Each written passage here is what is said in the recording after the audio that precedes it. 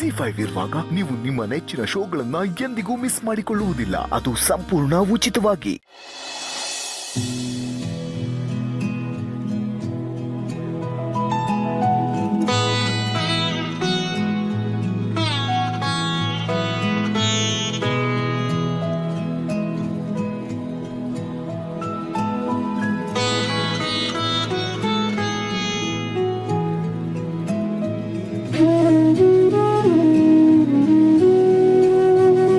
ದೀಪಿಕಾ, ನೀನ್ ಅಡ್ಗೆ ಮಾಡ್ತಿದ್ಯಾ? ನನ್ನ ಕೈಲಿ ನಂಬಕ್ಕೆ ಆಗ್ತಿಲ್ಲ. ನಂಬಕ್ಕಾಗ್ತಿಲ್ವಾ? ಯಾಕೆ, ನಂಗೆ ಅಡುಗೆ ಮಾಡಕ್ ಬರಲ್ಲ ಅಂತನಾ? ಅದು ಹಾಗಲ್ಲ ದೀಪಿಕಾ. ನಾವು ಹುಡುಗಿರು ಹೈಫೈ ಆಗಿರ್ಬೇಕು, ಅಡುಗೆ ಮಾಡೋದಾಗ್ಲಿ ಮನೆ ಕೆಲಸ ಮಾಡೋದಾಗ್ಲಿ ಇದು ಯಾವುದು ಮಾಡಬಾರ್ದು ಅಂತ ನೀನೇ ತಾನೇ ಹೇಳ್ತಿದ್ದಿದ್ದು. ಆದ್ರೆ ಈಗ ನೀನು ಈ ರೀತಿ ಅಡುಗೆ ಮಾಡ್ತಿದ್ಯಾ ಅಂದ್ರೆ ನನ್ ಕನ್ಸು ಕಾಣ್ತಿಲ್ಲ ತಾನೆ?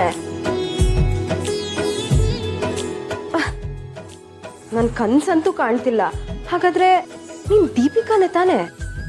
ಕಮಾನ್ ನಿಧಿ, ಆಗೆಲ್ಲ ನನಗೆ ಬುದ್ಧಿ ಇರಲಿಲ್ಲ ಅನ್ಕೋ. ಅಂಥ ಟೈಮಲ್ಲಿ ನಾನು ನಿನಗೂ ತುಂಬ ರಾಂಗಾಗಿ ಗೈಡ್ ಮಾಡಿದ್ದೀನಿ. ಆದರೆ ನನಗೆ ಈಗ ಅರ್ಥ ಆಗ್ತಿದೆ, ಮನೆಯವ್ರನ್ನೆಲ್ಲ ಚೆನ್ನಾಗಿ ನೋಡ್ಕೊಳ್ಳೋದ್ರಲ್ಲೂ ಒಂಥರ ಖುಷಿ ಇದೆ. ಅದರಲ್ಲೂ ಈ ಅಡುಗೆ ಮಾಡೋದ್ರಲ್ಲೂ ಒಂಥರ ಥ್ರಿಲ್ ಇದೆ ನಿಧಿ. ಇನ್ಫ್ಯಾಕ್ಟ್ ಅಡುಗೆ ಮಾಡೋದು ಒಂದು ಕಲೆ ಅಂತ ಮಾವ ಯಾವಾಗಲೂ ಹೇಳ್ತಿದ್ರು.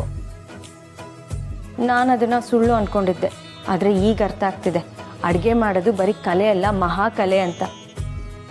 ಅದಕ್ಕೆ ಭೀಮಸೇನ ನಳ ಮಹಾರಾಜರೆಲ್ಲ ಅಷ್ಟು ಫೇಮಸ್ ಆಗಿದ್ದು, ಊಟನ ಅನ್ನಪೂರ್ಣೇಶ್ವರಿಗೆ ಹೋಲಿಸಿದ್ದು.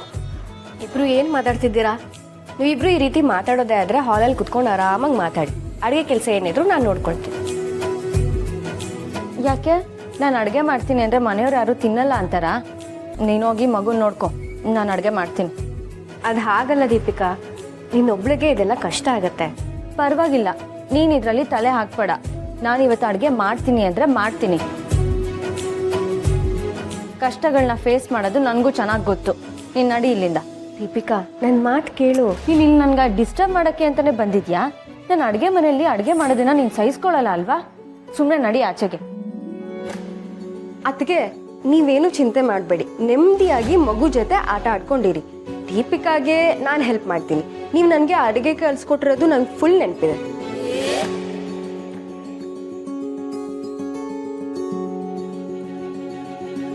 ದೀಪಿಕಾ, ನೀನು ಅತ್ತಿಗೆನ ಆಚೆ ಕಳ್ಸಿದ್ಯಾಕೆ?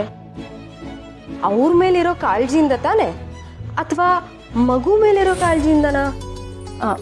ಅದು ನನಗೆ ಮಗು ಮೇಲಿರೋ ಕಾಳಜಿ ಅನ್ಕೋ. ಅವಳಿಗೂ ಮಗುನ ನೋಡ್ಕೊಂಡು ಸುಸ್ತಾಗಿರುತ್ತೆ.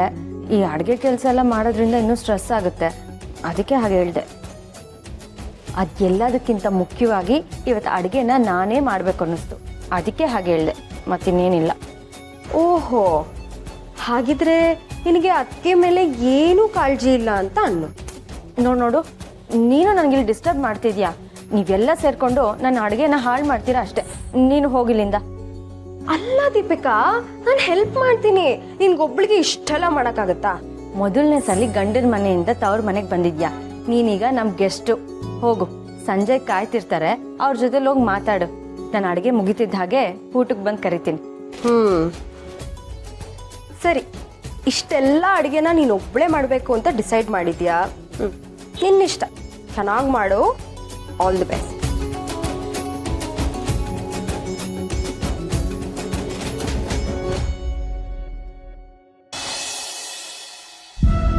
ಶಾರ್ವರಿ,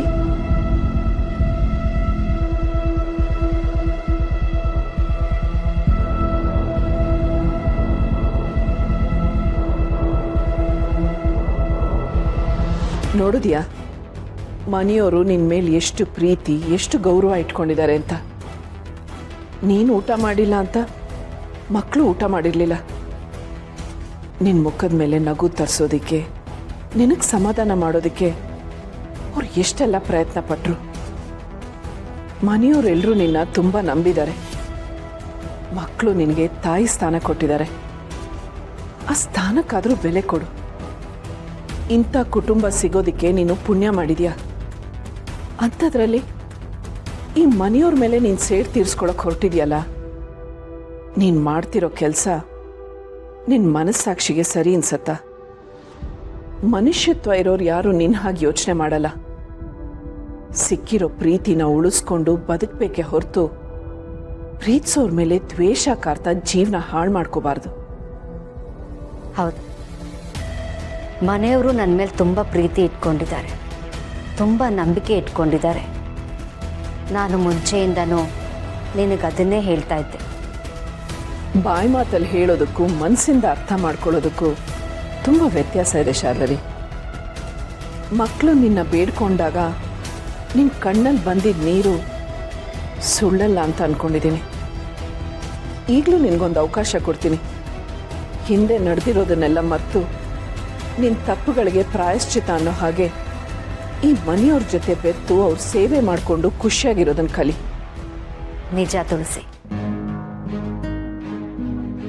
ಇಂಥ ಪ್ರೀತಿ, ಇಂಥ ಗೌರವ, ಇಂಥ ಅಕ್ಕರೆ ಸಿಗೋದಕ್ಕೆ ನಾನು ಪುಣ್ಯ ಮಾಡಿದ್ದೆ. ಈ ಮನೆಯವರೆಲ್ಲರೂ ನನ್ನನ್ನು ಮನೆ ಮಗಳ ಹಾಗೆ ನೋಡ್ಕೊತಿದ್ದಾರೆ. ಮಕ್ಕಳು ತಾಯಿ ಸ್ಥಾನ ಕೊಟ್ಟಿದ್ದಾರೆ. ಅಂಥದ್ರಲ್ಲಿ ನಾನು ದ್ವೇಷ ಸಾಧಿಸೋದು ತಪ್ಪು ಅಂತ ನನಗೂ ಅನ್ನಿಸ್ತಾ ಇದೆ.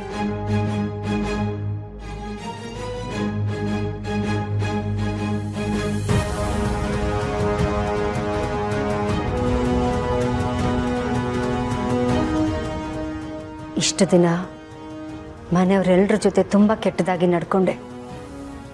ಒಂದಲ್ಲ ಒಂದು ಪಿತೂರಿ ಮಾಡಿ ಎಲ್ರ ಮನಸ್ಸಿಗೂ ನೋವು ಕೊಟ್ಟೆ. ಇಲ್ಲ, ಈಗ ನನಗೆ ಅರ್ಥ ಆಗ್ತಿದೆ. ನನ್ನನ್ನು ನಾನು ತಿದ್ಕೋಬೇಕು, ಮನೆಯವರೆಲ್ಲರ ಜೊತೆ ಸಂತೋಷವಾಗಿರಬೇಕು, ಅವರನ್ನೆಲ್ಲ ಚೆನ್ನಾಗಿ ನೋಡ್ಕೋಬೇಕು.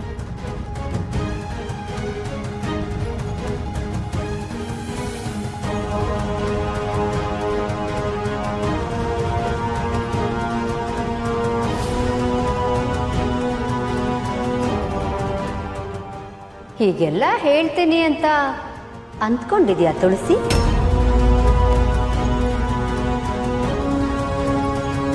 ಈಗ ಹೇಗಿದ್ರು ನನ್ನ ಮಗಳು ದೂರ ಇದ್ದಾಳೆ. ಇನ್ನೀ ಮನೇಲಿರೋರು ಯಾರ ಬಗ್ಗೆನೂ ನನಗೆ ಕನಿಕರ ಇಲ್ಲ. ಮನೆಯವರೆಲ್ಲರೂ ನನ್ನ ಮೇಲಿಟ್ಟಿರೋ ನಂಬಿಕೆನೇ ನನಗೆ ತಾಳ ಆಗುತ್ತೆ. ಆ ತಾಳನ ಉಪಯೋಗಿಸ್ಕೊಂಡು ನಾನು ಈ ಮನೆನ ಸರ್ವನಾಶ ಮಾಡ್ತೀನಿ.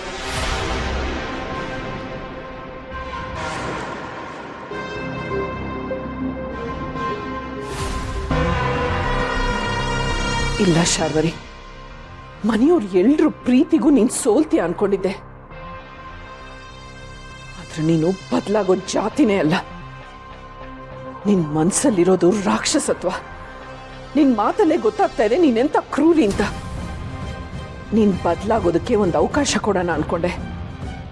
ಆದ್ರೆ ನೀನು ವಿಷ ಸರ್ಪ. ನಿನ್ನ ಹೊಡೆದು ಕೊಲ್ಬೇಕೆ ಹೊರತು ಬದಲಾಗಕ್ ಬಿಡೋದ್ರಲ್ಲಿ ಅರ್ಥನೇ ಇಲ್ಲ. ಬದುಕಕ್ ಬಿಡೋದ್ರಲ್ಲೂ ಅರ್ಥ ಇಲ್ಲ.